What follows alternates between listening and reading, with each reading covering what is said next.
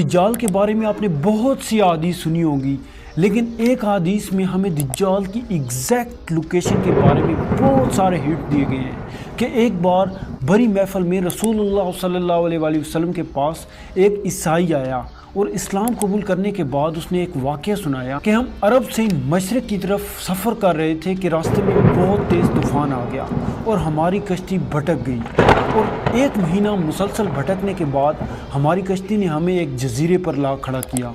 بڑی کشتی کو سٹاک کر کے ہم چھوٹی کشتیوں کے ذریعے اس جزیرے پر پہنچے۔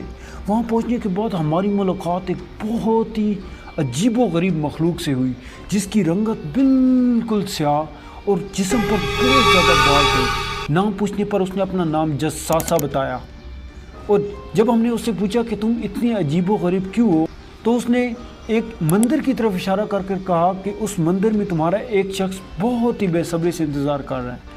اور اس مندر میں جانے کے بعد ہماری ملاقات ایک ایسے شخص سے ہوئی جو زنجیروں میں بندھا ہوا تھا۔ اس شخص نے ہمارے سے 3 سوال کیے کہ مجھے بسان کے درختوں کے بارے میں بتاؤ، کیا ابھی بھی ان کے اندر پھل اور فروٹ لگے ہوئے ہیں؟ تو ہم نے کہا ہاں، ان کے اندر بہت سارے پھل اور فروٹ ہیں۔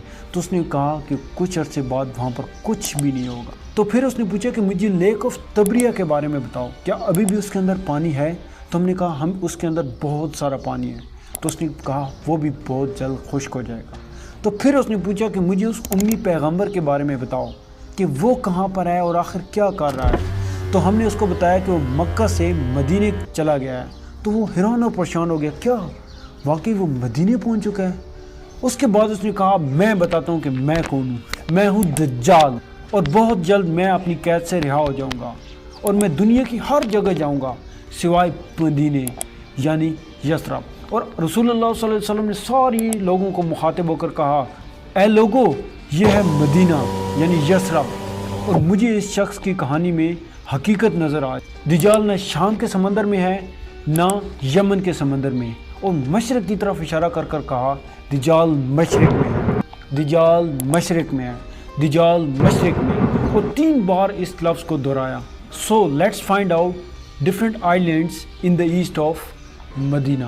مدینہ کے ایسٹ میں there's the famous Arabian Sea، اور اس میں مینلی 4 جزیرے پائے جاتے ہیں: Lakshadweep island in India, Socotra island in Yemen, Masirah island in Oman, and Astola in Pakistan. تو یاد کرو کہ جساسہ نے ان صحابیوں کے ایک مندر کی طرف بھیجا تھا، تو اس جزیرے کے اوپر ایک مندر بھی ہونا چاہیے۔ انڈیا کے ان 2 آئلینڈز کے اوپر تو کوئی بھی مندر نہیں ہے، لیکن پتہ ہے پاکستان کے استولا آئلینڈ پر کیا ہے؟ ایک مندر، اور مندر بھی کس کا؟ کالی ماتا، ہندوؤں کی سب سے خطرناک اور سب سے مختلف کالی ماتا، گاڈ دیوی، جس کی رنگت بالکل سیاہ اور چہرے پر بہت سارے بال ہیں۔ تو کچھ یاد آیا؟ جساسہ۔ تو یہاں پر بہت امپورٹنٹ سوال اٹھتا ہے کہ آخر جساسہ ہندوستان کیسے پہنچی اور ہندوؤں نے اس کو اپنا خدا کیسے بنا لیا؟ لیکن اگر آپ ابھی استولا آئلینڈ پر جائیں تو آپ کو دجال نہیں ملے گا۔ دجال رہا ہو چکا ہے یا نہیں، اس کا تو ہم سب کو نہیں پتہ، لیکن جساسہ اور دیوی ماتا کا کیا کنیکشن ہے، اس کا جواب ڈھونڈنے کی بہت کوشش کریں گے۔ اور بہت شکریہ ویڈیو کو دیکھنے کا، اور ملتے ہیں نیکسٹ ویڈیو میں۔ بہت شکریہ، اللہ حافظ۔ اور چینل کو اگر آپ نے سبسکرائب نہیں کیا تو پلیز چینل کو سبسکرائب کریں۔